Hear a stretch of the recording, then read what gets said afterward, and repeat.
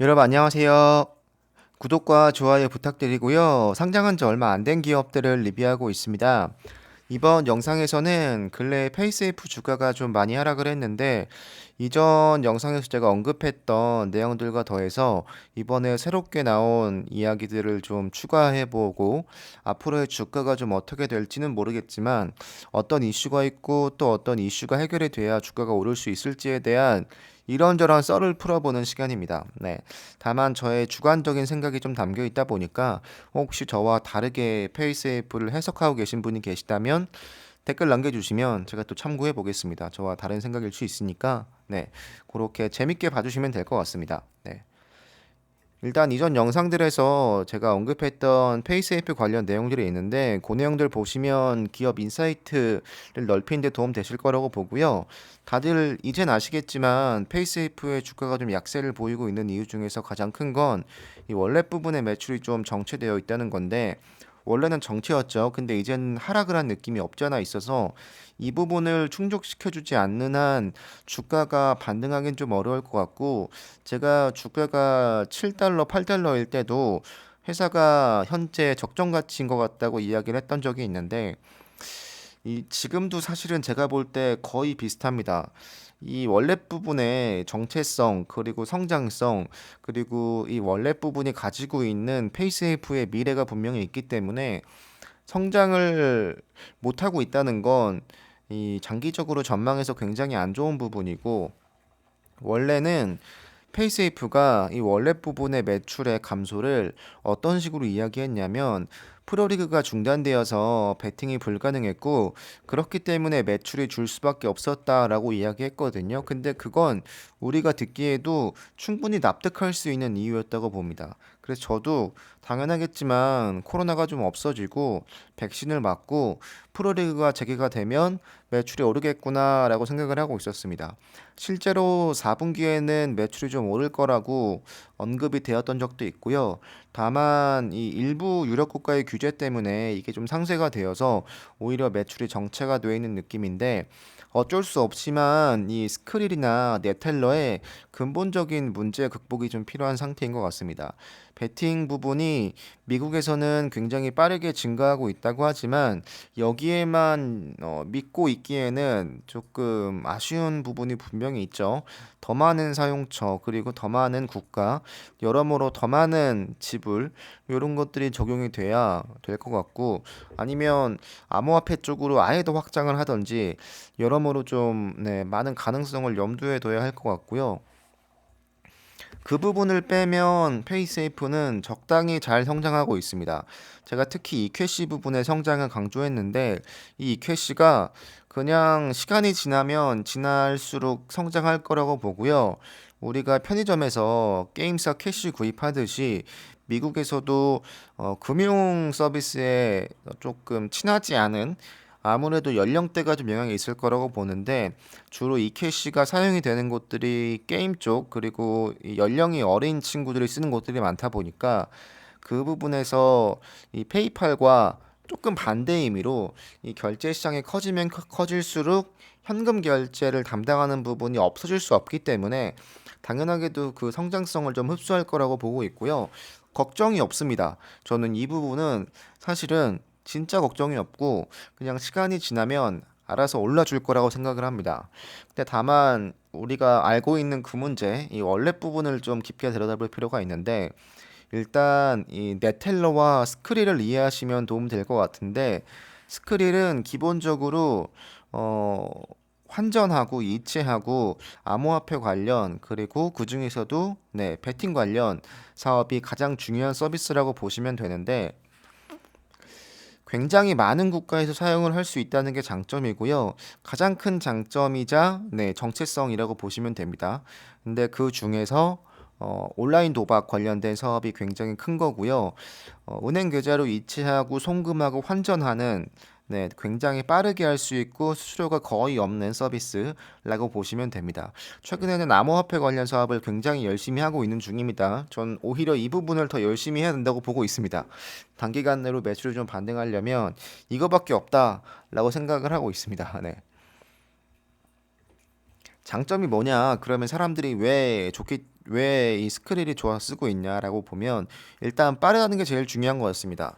빠르고요, 또 안전하고 여러모로 이 두 가지가 가장 큰 정체성을 보여주는 것 같고 그리고 뭐 어디나 다 똑같겠지만 네, 프로모션이 제공을 받을 수 있습니다. 제가 아마 이 1편인가 2편에서 이 프로모션 관련 내용을 잠깐 언급했었는데 어쨌든 여러모로 좀 베팅 관련 분야에서는 굉장히 네, 성장성 있는 기업이었고 또 앞으로도 굉장히 유망하고 시간이 지나면 지금의 문제를 당연하게도 극복할 수 있을 거라고 보는데 단기적으로는 좀 여러 문제가 닥쳐 있는 느낌인 거죠. 네.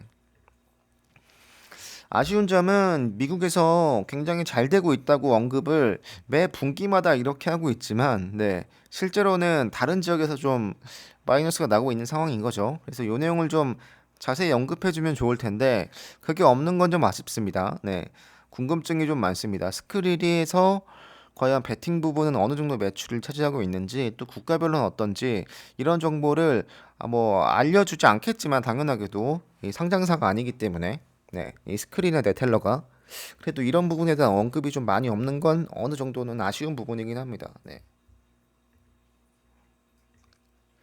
저는 앞으로의 전망을 이야기할 때 아이게이밍 부분이야 미국에서 시간이 지나면 당연하게도 좋아지겠지만 시장이 성장하면 성장할수록 이 결제 관련 시장도 당연히 커질 수밖에 없겠죠. 네.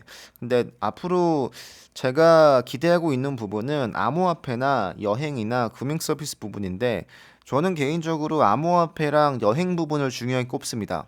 암호화폐야 뭐 말할 것도 없고요.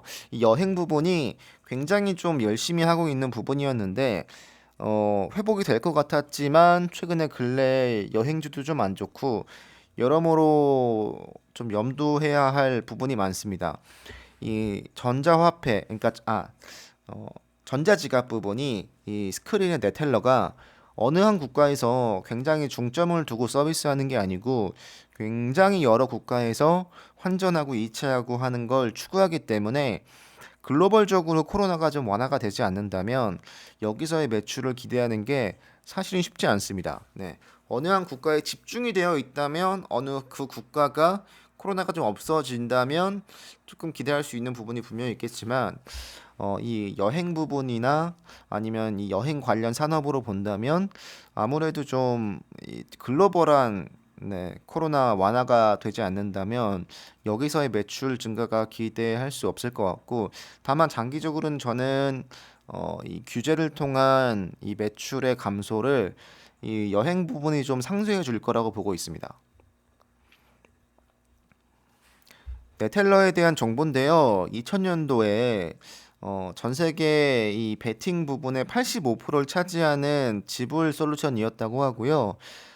근데 꽤 많이 시간이 지났죠. 제가 최근에 매출이 얼마고 각 국가별로 매출이 얼마고 또 비중이 얼마인지 찾고 싶었는데 이 상장사가 아니다 보니까 정보가 진짜 없습니다. 그리고 애초에 매출 규모가 크지 않은 기업이다 보니까 정보가 진짜 없어서 진짜 옛날 정보 가지고 왔는데 그래도 현재에도 뭐 거의 비슷하게 꽤 비중이 클 거라고 보고 있고요.